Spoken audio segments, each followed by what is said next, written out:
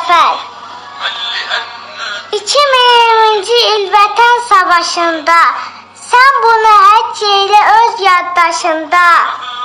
2783 igid bu vətən uğrunda oldular şəhid.